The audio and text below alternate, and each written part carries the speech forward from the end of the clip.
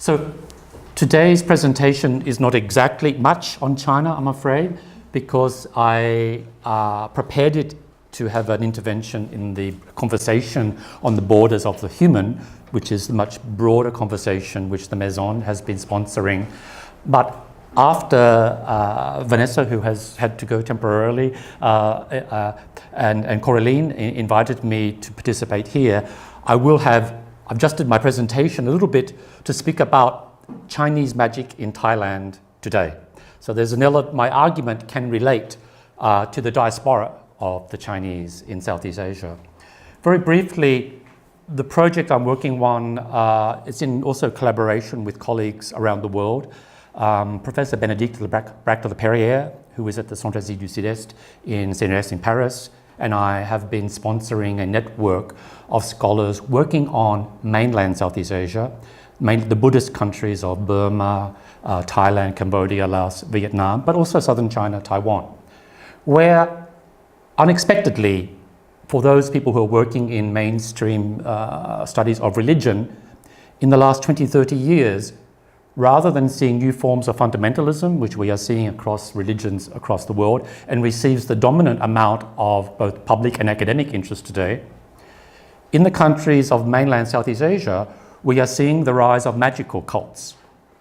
And my argument is, together with Bénédicte, this is not tradition.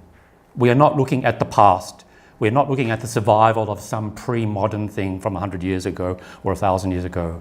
What we're looking at is the production of enchantment and magicality within the centers of urban, globalized Buddhist Southeast Asia. So the question we are thinking of, which is in terms of the borders of the human, is to think in terms of a critique of theories of modernity, which in dominant religious studies, following Weber, not only question notions of secularisation, we actually are questioning the notion of disenchantment, that modernity, and in its postmodern, in its neoliberal, in its mediatized forms in parts of the world, is not disenchanted at all. But modernity is being productive of new forms of enchantment, which may be colored and may be presented as if they are old, but which are radically new and never existed before. So let me just quickly move on to this. I'm going to have to give a very brief summary. I'm not going to go this. Thailand, at the center of mainland Southeast Asia, has always, in its history for the last 1,000 years, been at the cultural intersection of India and China. So it is a society which has not been able to close its borders to cultural influences from outside. It has always been a crossroads of cultures. And so every level of Thai culture is a negotiation with multiple other forces, whether it be China, India, or the imperial West in the last 200 or 300 years. So it's a complex amalgam of Theravada Buddhism.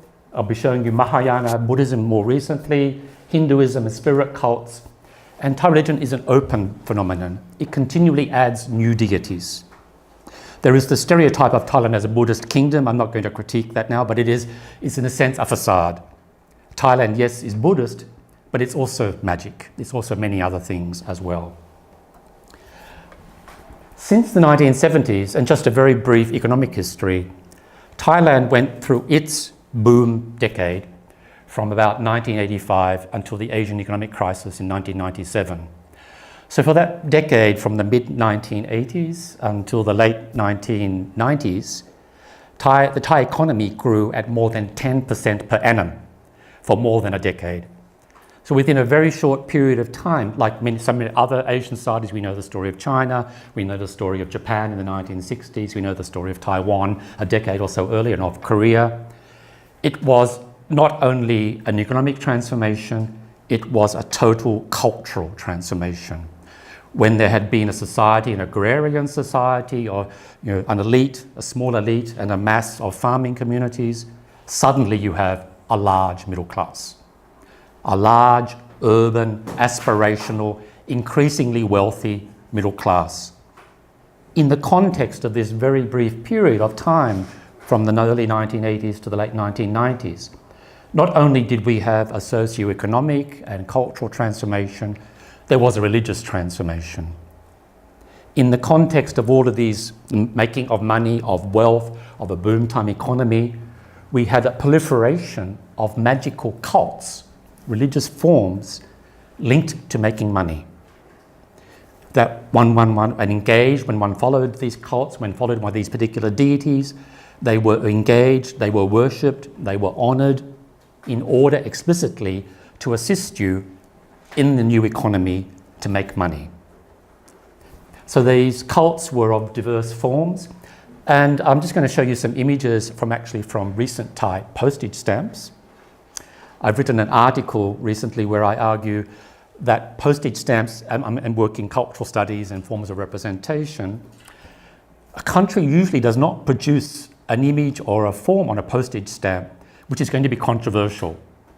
Stamps are usually fairly conservative in terms of the cultural politics of the nation which produces them. So stamps in some ways can be used as an indicator of safe, culturally safe, politically safe issues which are in a sense mainstream. So we often get representations of national history, national heroes, ideas of national identity can be represented on stamps, for example. One does not get controversial issues on stamps because then you won't want to post your letters, you know. So post offices, you won't want to use those stamps on your letter. So stamps are usually designed to be non-controversial. So what I noticed as a stamp collector of Thai stamps is that beginning only 10 years ago, yes, we had many stamps before in the 20th century on Buddhism or many other issues, the king, many safe issues. Suddenly, within a short period of time, we began to get stamps from about 2004, 2005, which is just a bit over a decade, on non-Buddhist magical religion. I'm going to show you some of these stamps now. So we began to have stamps on Chinese cultural, religious issues, on phenomena, on Guan Yin, on Taoist deities. We began to have stamps on Hindu deities as well. We began to have stamps on Buddhist monks who were regarded to be magical and whose amulets are also magical as well. We even find stamps on amulets, which are magically empowered to make you rich. And also we have stamps of kings as well. So I'm going to briefly show you what these stamps indicate are reflections of cults, religious cults, which are quite mainstream now. And my current research is partly looking at how these cults emerged sociologically in the boom era of the 1980s on the periphery, but how they have moved to the center. But this is just giving a brief indication, and I'm going to come back at the end very briefly to the argument. And this is the linking partly with China. So here we see Guan Yin, an image of Guan Yin. Many of you are familiar with this figure. It wouldn't be strange for this sort of stamp to be produced in Taiwan or maybe Hong Kong or maybe even China Day, I'm not sure. But in Thailand, this is the first time that a Chinese religious figure was ever produced on a Thai stamp. And it was in 2009, and the date of issue, you can see they print the date of issue, what's called the selvage, the piece of paper at the top. So it was actually issued on the 9th of the 9th of the 9th. So it was issued on the 9th of September 2009. And in Thailand, the number 9 is an auspicious number. And I think in some Chinese religion, 9 is also auspicious in China as well. Pardon? 8, is it? Oh, okay. Anyway, but in Thailand, the number 9 is pronounced Gao, which is similar to the Cantonese pronunciation, I think, in some of the southern Chinese dialects. But this is a homonym. It sounds exactly the same as the word for progress. So if you say the word 9, it's actually, you can use a sentence with the word number 9 in it, but you can make it into a sentence which is the name for progress as well. It also happened to be the number of the late king of Thailand. So the king Bhumibol, who died in 2016, was the 9th king of the Chakri dynasty. So he was king number 9. So this number 9 had all of these connotations. But it's very interesting that we get Guan Yin stamp issued on the 9th of the 9th of the 9. It gives you an indication of numerology, using numbers with magical connotations. The interesting thing about Guan Yin here is that she's not only a deity for Chinese Thais. There's a large 10% of the population in Thailand migrated from southern China in the late 19th, early 20th centuries. Many people do not speak Chinese dialects anymore, but they still maintain cultural heritage. Guanyin is now popular amongst ethnic Thais who have no Chinese heritage at all. Moving on quickly, this was the first time that a Thai stamp ever celebrated Chinese New Year. So there was Taoist deities of good luck, prosperity, and longevity. These deities are very well known in Thailand, where they're called Hok Lok Siu, and I'm not sure whether that's the Chaozhou pronunciation or which dialect that is, but it's the main ethnic group that migrated to Bangkok was from the Chaozhou region of China. These were the first stamps in Thailand in 2009 ever issued on Hindu gods, giving you a rough picture. It's not just China. These were some of the first Thai stamps also issued in 2008 of magical amulets. These amulets are regarded to make people rich. They're very, so it's interesting that the post office is producing stamps of wealth, amulets of wealth. And again, with the numerology, numbers as magical phenomena, there were 12 stamps at 9 baht. The baht is the Thai currency. If you multiply 12 by 9, you get 108. And in Thai Buddhism, 108 is a very auspicious number within Theravada Buddhism. So there were a whole range of intersections going on here. This is the cover of a magazine which is called Make Money, SME. SME stands for Small and Medium Enterprises.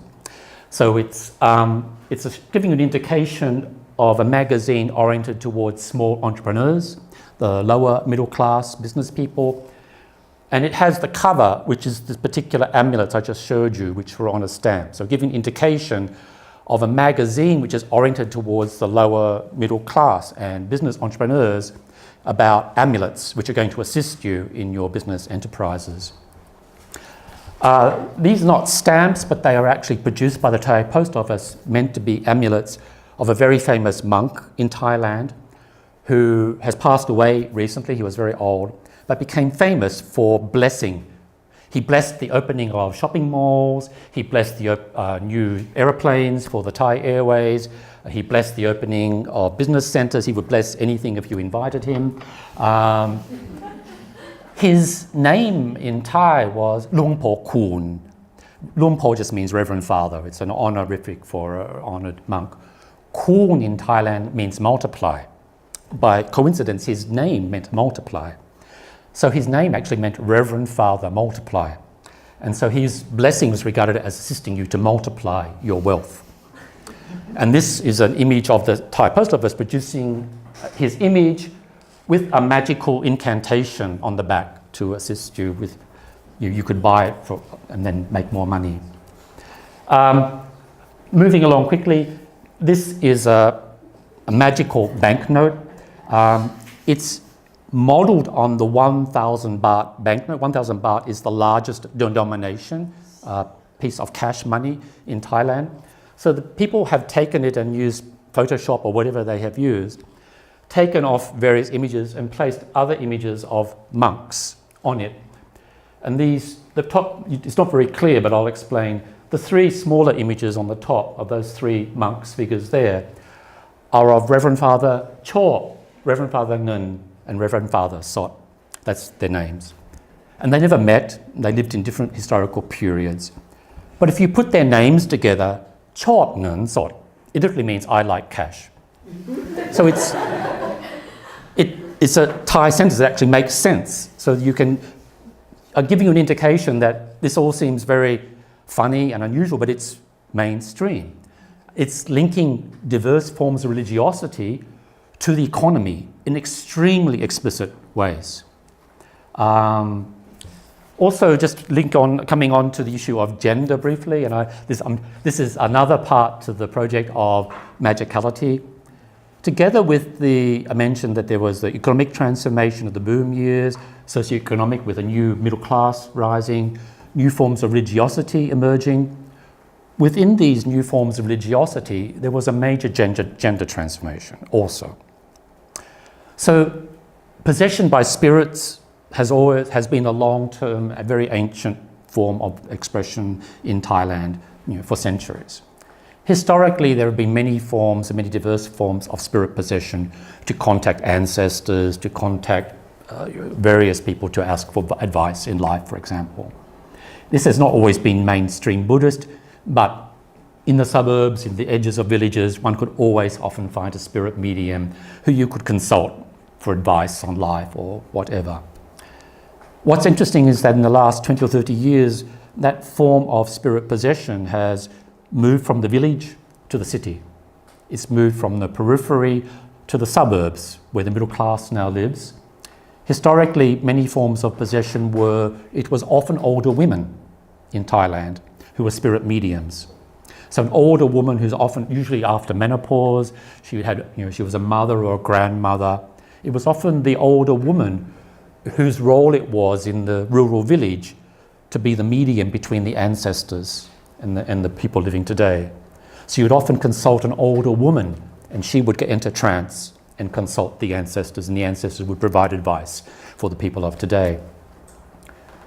The money-making cults, which I've just showed you, have spirit mediumship as one of their very central ritual elements.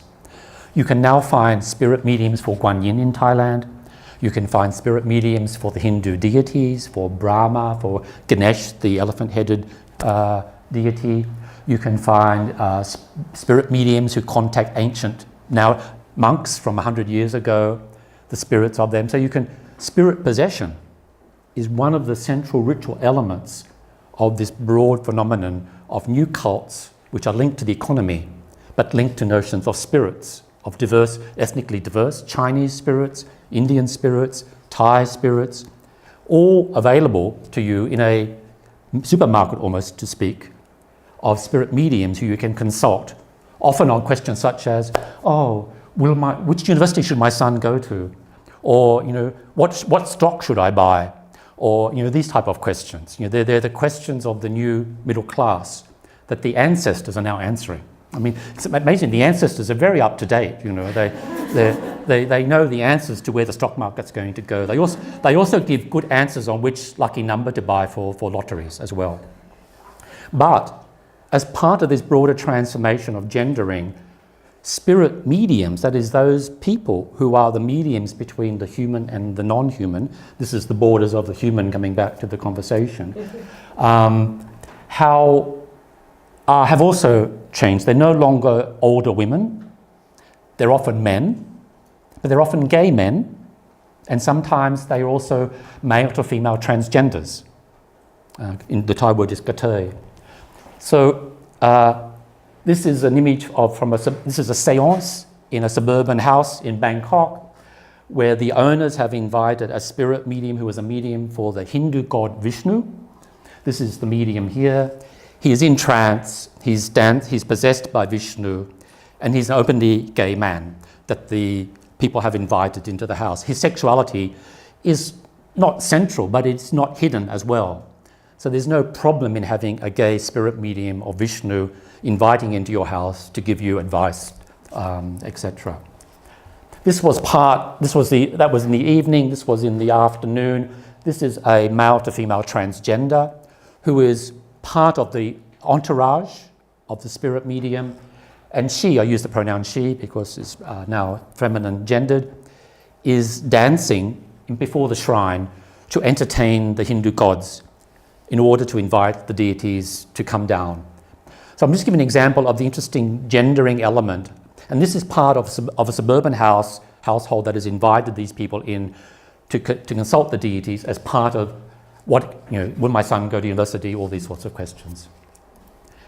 We also have, I'm going to finish in 5 minutes now, the diversity of spirit mediumship is Chinese as well. So amongst the diasporic Chinese communities, particularly in the south of Thailand, where it's a predominantly Hokkien background. Bangkok was mainly Chaozhou migration in the late 19th, early 20th centuries.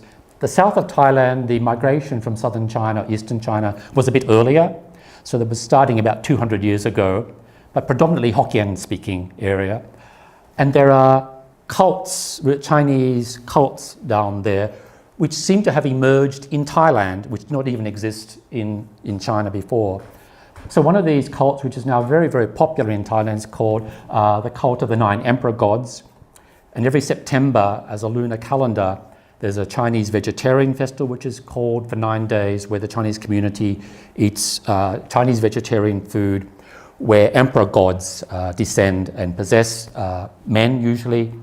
But Guanyin has also become part of this network as well. What I want to show you now is a series of images of how the local state authorities. Thailand is divided into provinces. Each province has a governor, and the governor is appointed from Bangkok, so it's a central government appointment.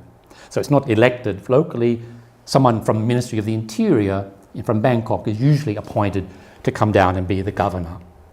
So this is an image from Krabi, a small province in the south of Thailand near Phuket, where the governor, the agent of the central government, is sponsoring the Chinese vegetarian festival of Chinese spirit mediums to bless a Thai spirit shrine. So we have ethnically Chinese spirit mediums going into trance with Chinese Taoist deities who are blessing a Thai shrine, not a Chinese shrine. So there's a very interesting intersection, and it's been sponsored by these people. So these are the local business elite. So it's the rich people, the businessmen from the village, from the province. It's the governor, it's the senior elite of this province who invited all of these spirit mediums from around the province to come to the town to bless the shrine. And after, they're wearing white because it's it shows that they're eating vegetarian food for that day. They're being ritually pure for this period. So the elite, both the political and business elite, are participating in this form of ritual. And after this sort of ritual of blessing of the shrine, the spirit mediums walk through the streets of the town. So this is the street parade of the spirit mediums who are in trance, and they walk through the streets of the town, and in trance they go into the shops and they bless the shrines. So if you're a shop owner in this town, you might, whatever deity you worship in your shop, you will bring your deity out to be blessed by the spirit mediums. In terms of gender, it's very interesting, this Chinese, it happens every year. Young men are possessed by Chinese warriors, and they go into, it's very violent, they cut themselves with knives, there's a lot of blood. It's a very, very, in a sense, it shows a warrior spirit that they are possessed by. But also, we find increasing numbers of Thai transgenders. On the right, on that side, is a Thai male to female transgender who is possessed by Guanyin. So I'm just giving an indication of the interesting masculinity and femininity of diverse forms of gendering taking place in the context of new cults, which are being sponsored both by the state and by business interests.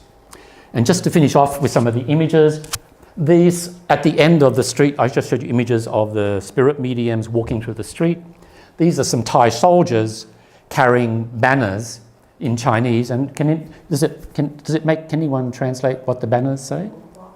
Does it say 9 emperor gods? I was told it means 9 emperor gods. Does it mean that?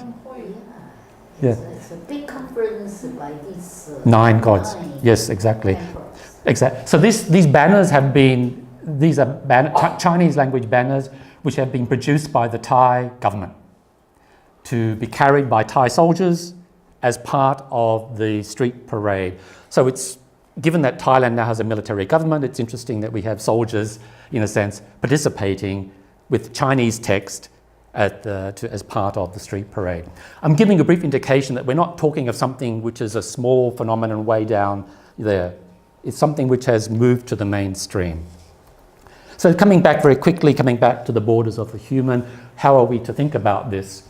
And I'm just going to, this is the theoretical point which I'm working with my colleagues at the moment on these sorts of, we're finding that Thailand is not unique. If you go to Burma today or Myanmar, if you go to Vietnam, if you go to Cambodia, Pierre, I'm not so sure about Laos, we can talk about that in a minute, but across mainland, predominantly Buddhist Southeast Asia, you can find new cults involving spirit mediumship, often involving the economy, often involving notions of identity as well. So we're not talking of tradition, we're talking about new phenomena, which often the state, whether it be the province at some level, is involved in, and which wealth is part of the story as well. So very, very briefly, and this is the argument I'm trying to make in my books, is that these are not pre-modern residues. These are new phenomena. They're cultic forms that are emerging within global modernity, which is the text of Arif Gerlich, across mainland Southeast Asia. Also, we're finding in southern China, Taiwan, other places it's not linked to mainland Southeast Asia. But it requires us to critique notions of what is modernity. Theories of modernity as disenchanted, at least in these situations, need to be rethought. We need to think about modernity, at least in these societies. Neoliberalism, media, all of the socio-cultural elements that we now identify with modernity as being productive of the phenomena that we've just been looking at here. So there's I'm bringing together a whole range of theorists, and really at the moment, the state of play academically is that we have people looking at this phenomena in many, many societies, but we don't have really a coherent theory yet. There's no single overarching big theory that explains it. Some people are using notions of capitalism, and Jean and John Komaroff are very, very famous about their notions of occult economies, how they argue that these cults, in a sense, reflect the cultural logic of neoliberalism. Other people, such as Rosalind Morris, who works on spirit mediums in Thailand, she's a media studies anthropologist, she argues that new digital media, in a society which is overwhelmed by new digital media, it creates a spectralization of social life, that it goes beyond the rational, that in a sense new media can be, in a sense, post-rational in their effects on society. Other elements is that in Thailand, I think I mentioned that it's at the intersection historically of Indian and Chinese cultural influences. Given the geopolitics of the rise of China, mainland China, and the less but still growing economy, geopolitical rise of India on the other side, the ethnic Chinese and ethnic Indian communities in Thailand, in a sense, receive a socio-cultural boost, so to speak, from the cultural capital of rising China and rising India. So in a sense, not so long ago in Thailand, it was not good to be Chinese, particularly during Thailand was linked to America during the Cold War. China was communist, there was all the Cold War tensions, there were anxieties. The Communist Party of Thailand, which was an insurgency, was Maoist, supported from mainland China. So it's not so long ago that to be Chinese was linked with communism and being un-Thai. So very, very quickly, it's become okay to be Chinese in Thailand now, and Chinese religion is part of that, but also Indian religion and the Indian community as well. Just to finish off, that there's another literature which is looking at this phenomenon in terms of notion of cultural heritage, that with UNESCO's notions of intangible cultural heritage, some of you may know about this, how increasingly notions of cultural identity are being recognized by UNESCO. Places such as Vietnam and its anxiety and its tensions with China, and even though it's still officially a socialist state, Vietnam officially now recognizes the cult of the mother goddess as an example of Vietnamese cultural heritage, which has been recognized by UNESCO. So we have an officially atheist state which has sponsored the recognition at UNESCO in Geneva of a cult, a spirit medium cult of a mother deity. Why? Because this is identified as something which is genuinely Vietnamese and nothing Chinese. Given that there's been so much historical Chinese influence in Vietnam, it's often difficult for them to find something which they can claim is really Vietnamese and not Chinese. So one of the arguments about why the mother goddess cult is being sponsored by an atheist state is a cultural politics against China to have a national identity which is Vietnamese. But anyway, that's just to link with that element. I've been speaking, just one element to finish off on. In Thailand, the cult of the monarchy is also part of this as well. Unfortunately, I'm going to be talking tomorrow at the same time as this conference on the cult of the monarchy, just across the road. But very, very briefly, this king, King Bhumibol, King Rama IX, who died a couple of years ago, the most longest serving king in Thai history, as he got older into his 80s, the various magical elements related to his reign became increasingly influential. And one of my arguments is, my analysis is that the official movement of these cults from the margins of society to the centre has partly been able to take place because it's been happening unofficially under the auspices of the monarchy, because the monarchy itself, in many ways, is linked to these sorts of phenomena. So, just to finish off that, in Thailand, modernity has never been secular. But really, there's a debate going on in Thailand now between the type of magic forms I've just showed you, and it's being critiqued very strongly by some Buddhist monks as well, who see it as being non-Buddhist, non-Thai. But it's not really a debate between secularism and religion. It's a debate between what people see as pure Buddhism versus impure Buddhism or magic. So modernity in 21st century Thailand is a debate within religion, rather than a debate between religion and secularity.